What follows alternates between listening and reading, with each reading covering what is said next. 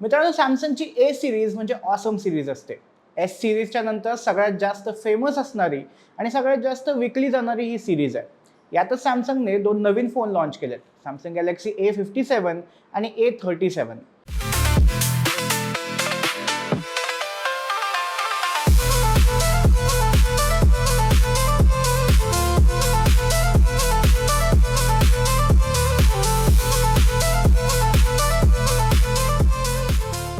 दरवर्षी सॅमसंग या सिरीजमध्ये काहीतरी नवीन करत असतं. यावेळीही त्यांनी बऱ्याच नवीन गोष्टी दिल्यात आणि काही गोष्टी तर एस सिरीजपेक्षा चांगल्या आहेत. सो हे दोन्ही फोन कसे आहेत, त्यांची किंमत काय आहे आणि सध्याच्या स्मार्टफोनच्या वाढलेल्या किमती पाहता हे फोन व्हॅल्यू फॉर मनी आहेत का, हे सगळं आपण आजच्या व्हिडिओमध्ये पाहणार आहोत. पण व्हिडिओला सुरुवात करण्यापूर्वी नेहमी सांगतो तसं सबस्क्राईब करून घ्या. मी सुदेश आणि तुम्ही पाहताय टेक भारी. सगळ्यात आधी तर बॉक्समध्ये चार्जर मिळत नाही. तेवढंच नाही तर बॉक्समध्ये मोबाईलचं कव्हरही मिळत नाही. जेवढ्या मोठ्या मोठ्या कंपन्या तेवढा जास्त चिंगूसपणा. 10-12 हजारांच्या फोनमध्ये पण बाकी कंपन्या कव्हर देतात, पण सॅमसंग नाही. बाकी सॅमसंगने त्यांच्या बॉक्समध्ये Type-C to C केबल दिली आहे. सो चार्जर घेताना हे लक्षात ठेवा. आता बोलूयात फोनच्या लुकबद्दल. पहिल्यांदा पाहिलं तर असं वाटतंय की सॅमसंगच्या एस सिरीजमधलाच हा फोन आहे की काय. म्हणजे डिझाईन, कॅमेरा मॉड्यूल सगळं सेमच दिसतंय. दोन्ही फोनमध्ये फ्रंट आणि बॅक साईडला गोरिल्ला ग्लास विक्टस प्लसचं प्रोटेक्शन दिलंय. म्हणजे फोन खूपच मजबूत आहे आणि कदाचित त्यामुळेच त्यांनी कव्हर दिलेलं नाहीये. पण तुम्ही मात्र कव्हर घालूनच फोन वापरा. A57ला मेटल फ्रेम मिळते, तर A37मध्ये प्लास्टिक फ्रेम दिली आहे. आणि कहर म्हणजे असं असूनही A57 अधिक स्लिम आणि अधिक हलका आहे. डिस्प्लेकडे येऊया. सॅमसंग बजेट फोनमध्ये डिस्प्लेच्या बाबतीत भरपूर आगाऊपणा करत असलं तरी मिड रेंज आणि प्रीमियम फोनमध्ये मात्र क्लास डिस्प्ले देतं. A57मध्ये 6.7 इंचचा मोठा सुपर AMOLED प्लस डिस्प्ले दिलाय. बेझल्स एकदम थिन आहेत आणि चिन देखील अजिबातच जाणवत नाही. ब्राईटनेस 1900 निट्सचे आणि रिफ्रेश रेट्स 120 हर्ट्सचा दिलाय. बाकी पीक ब्राईटनेस कमी वाटत असली तरी विजन बूस्टर फीचरमुळे उन्हातही फोनची स्क्रीन स्पष्ट दिसू शकते. सो त्याचं टेन्शन नाही. आता बघूया फोनचं इंजिन म्हणजे प्रोसेसर कसं आहे. सॅमसंगने A57मध्ये स्वतःचा लेटेस्ट Exynos 1680 प्रोसेसर दिलाय.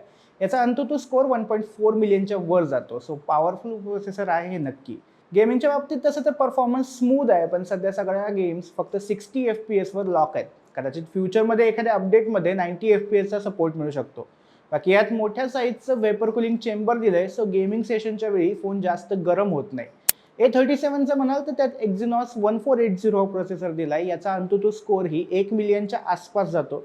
सो 57च्या तुलनेत थोडा मागे असला तरी हा चांगला प्रोसेसर आहे. कॅमेराचं बघूया. दोन्ही फोनला ट्रिपल कॅमेरा सेटअप मिळतो. दोन्हीमध्ये मेन कॅमेरा 50 मेगापिक्सेलचा आहे, ज्यात OIS पण मिळतं आणि दोन्ही फोनमध्ये 5 मेगापिक्सेलची मॅक्रो लेन्स मिळते. फरक फक्त एका लेन्सचा आहे. A57मध्ये 12 मेगापिक्सेलचा अल्ट्रावाईड कॅमेरा मिळतो, तर A37मध्ये 8 मेगापिक्सेलचा अल्ट्रावाईड कॅमेरा मिळतो. फ्रंट आणि बॅक दोन्ही कॅमेरांनी 4K रेकॉर्डिंग करता येतं. शिवाय फोटो एडिटिंगसाठी AI फीचर्सही भरपूर दिले. बॅटरीचं म्हणाल तर दोन्ही फोनमध्ये 5000 mAh बॅटरी मिळते, जी 45 वॉट चार्जिंग स्पीडला सपोर्ट करते. यामध्ये सॅमसंगने म्हणले की त्यांची सुपर फास्ट चार्जिंग टेक्नॉलॉजी अशी आहे की त्याने अर्ध्या तासात फोन 0 ते 60% चार्ज होतो. बाकी पुन्हा एकदा लक्षात घ्या की चार्जर बॉक्समध्ये मिळत नाही, तो तुम्हाला वेगळा घ्यावा लागेल.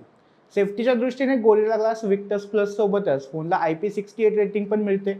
त्यामुळे धूळ आणि पाण्याचा जास्त प्रॉब्लेम येत नाही. फोनचे स्टिरिओ स्पीकर्स चांगलेच लाऊड आहेत. कनेक्टिव्हिटीचे पण सगळे ऑप्शन्स फोनमध्ये मिळतात आणि विशेष म्हणजे NFC फीचर पण मिळतं आहे. सॉफ्टवेअरबद्दल बोलूया. सॅमसंगची लेटेस्ट One UI 8.5 मिळते. हे Android 16 वर बेस्ड सॉफ्टवेअर आहे. शिवाय तब्बल 6 वर्षांचे OS आणि 6 वर्षांचे सिक्युरिटी अपडेट्स कंपनीने प्रॉमिस केलेत. या बाबतीत मात्र सॅमसंगचा हात कोणी धरू शकत नाही. OS बऱ्यापैकी क्लीन आहे. काही थर्ड पार्टी ॲप्स आहेत, काही सॅमसंगचे स्वतःचे ॲप्स पण आहेत. शिवाय नॉक्स सिक्युरिटी फीचर्स पण मिळतात. सो तुमची पर्सनल माहिती, बँक डिटेल्स हे सगळं सेफ राहतं. या दोन्ही फोनचा सगळ्यात मोठा USP म्हणजे यातले AI फीचर्स. म्हणजे सॅमसंगच्या फोनमध्ये जे नॉर्मल AI फीचर्स मिळतात, circle to search, photo editing हे सगळं तर मिळतंच, मात्र सोबतच एजंटिक AI फीचर्स पण या फोनमध्ये दिलेत. म्हणजे एका वेळी तुम्ही 2-3 कामं AIला सांगू शकता आणि तरीही ते आरामात सगळी कामं पार पाडेल. हे एक बाकी फोन्सच्या तुलनेत एक युनिक फीचर म्हणता येईल.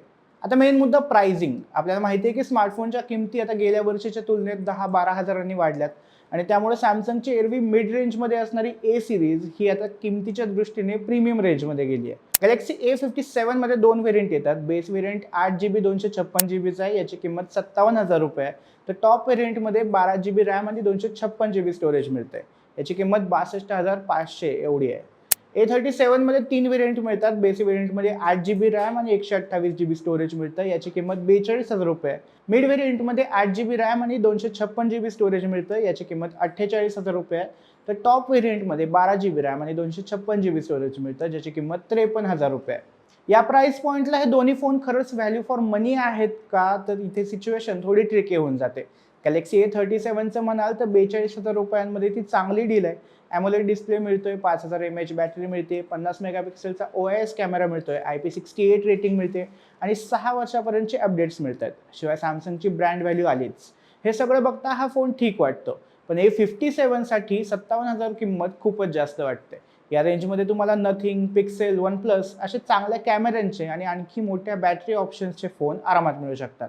पण तुम्हाला सॅमसंग इकोसिस्टीम हवे असेल, सॅमसंगचे AI फीचर्स हवे असतील आणि S सिरीजमधला महागडा फोन न घेता त्याच्या लेवलचे फीचर्स हवे असतील, तर तुम्ही हा फोन घेऊ शकता. बाकी हे दोन्ही फोन तुम्हाला कसे वाटले आणि या प्राइस रेंजमधल्या इतर फोनसोबत कंपॅरिझन व्हिडिओ पाहायला तुम्हाला आवडेल का? तुमची मतं आम्हाला कमेंट्समध्ये सांगा. व्हिडिओ आवडला असेल तर लाईक आणि शेअर करा. तसंच टेक भारीच्या YouTube चॅनलला सबस्क्राईब करायला विसरू नका.